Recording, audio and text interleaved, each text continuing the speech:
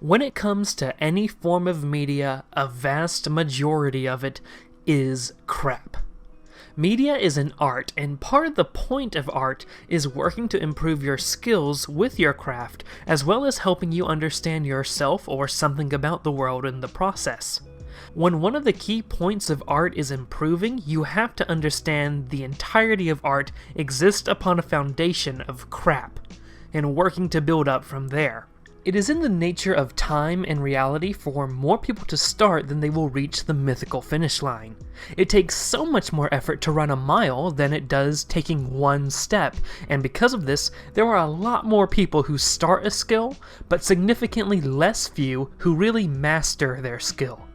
It is the job of the consumer of art to be able to discern what is and what isn't crap.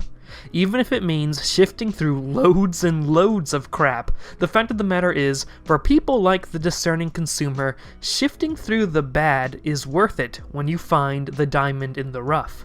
Like any other media or art form, anime is mostly crap.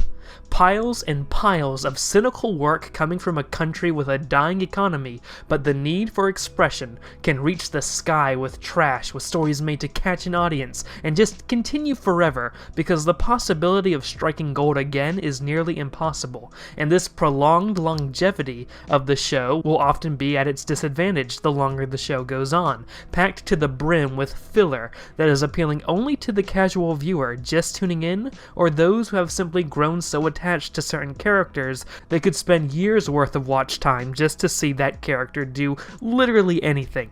That form of show has its purpose and can even be applied to what I'm going to be talking about here today, but I want to make a point from my own perspective. I go out of my way to find shows of a much shorter length to get more bang for my hour. After all, time is money, and I'm one of those people who think about everything they could be doing that would be more productive if I wasn't just sitting there mindlessly watching YouTube or playing a game by myself.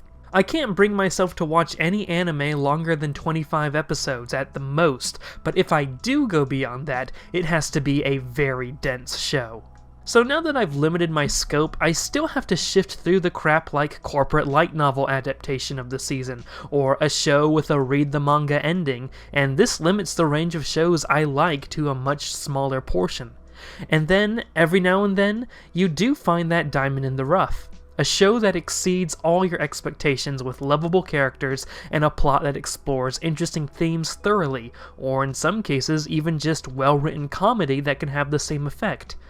You find those few sacred gems and you jot them down as a 9 out of 10 or even a 10 out of 10 on my anime list, and you're having a lot of fun seeing the twists and turns the production team is bringing you on, and sometimes you'll even get a proper ending, though in this industry a proper ending is becoming rarer and rarer.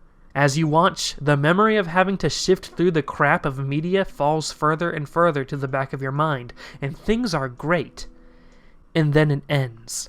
The character plots achieve their resolutions, the end credits roll, the theme plays one last time, and then it's over. And suddenly, this world that you felt like you yourself had been immersed within these past 12 or 15 or 20 episodes is ripped from under you. It feels like waking up from a long dream that felt so real. Waking up and realizing you need to go to school or work, and that the house you bought with your wife never existed. Because it was in a dream. You have to give your brain a moment to adjust itself, to realize that what it had recognized as reality itself was gone, and that this vaguely familiar world is in fact the real one, even though the dream felt just as real. Frankly, it's a bit disturbing at how fast the brain can accept one reality existing instead of the other one it had accepted as being true beforehand. But while the brain can get the fundamentals right, it takes a while for the trace elements of that reality to be gone. And with anime, sometimes you find that one that just does it for you, and when it's over, you have to move on with your life. Consciously, you understand that everything was fictional and that they were all fictional characters in a fictional world feeling and saying things that were written on a page or word processor document. But subconsciously, one of the marks of a good fiction writer is making those characters feel real, make the world feel lived in. This doesn't mean realistic, mind you. Just as you can get sucked into a gritty, cynical world where there is a police state that can monitor your health with science, you can get sucked up into a world with wizards and magic and cat fairies that can destroy the world. But the characters still feel like people that would exist in such a world, and consistent rules of world building can make a fictional world feel just as navigable, if not more navigable, than your own hometown. At the same time that reality is being ripped from you, you have to adapt with the new real reality. Namely, the hardest things to face are how you'll never have as much of an interesting life in the real world as you saw in the fictional world, though this could be because of larger issues like the lack of self-fulfillment. But for a more universal feeling, that is of knowing that you have to go back into piles and piles of crap to do more shifting in order to find another diamond in the rough. And you know what? That diamond might be a diamond. It might be another great world with great characters, themes, development, etc. But it still might not be as shiny as the diamond you had just found. And suddenly, though you're watching a wonderful show, you can still feel inside you that it's not as good as your number one favorite. In some situations, you watch through so much crap and get a few diamonds, and then find that a new diamond that even compares to some of your favorites are rarer and rarer to find, and it can put you off on furthering the search. Maybe you just found the best show that has ever been made and ever will be made for you, and there's not much of a point in searching further. Looking at the statistics of my own anime watching, I not only very rarely watch currently running shows, I watch very little anime in general past a certain point, as my top anime list had pretty much been solidified and nothing I was finding compared to them. Every now and then I find something that was close. Kaguya-sama Love is War might have made me laugh a lot and fall in love with its characters, but the daily lives of high school boys was still funnier. Re:Zero dragged me in with its suspense and perfect music cues, but I still think Attack on Titan's soundtrack has it beat. It took me a while for me to realize that the writer of one of my favorite romance anime, Toradora, created another story in the form of Golden Time, and I watched that a few years ago and felt that it was a very well put together show and easily ranks high up for me in the genre. But Toradora is still better. Golden Time was just a bit more relatable for a college student. I loved Gundam 00 for its politics and battles and huge cast of diverse characters, but I feel that Code Geass is simply much better organized and better at conveying themes with a cast that's more relatable to me personally. I should note that what makes an anime good or bad is really centered on you, the viewer, and where you are right now in your life.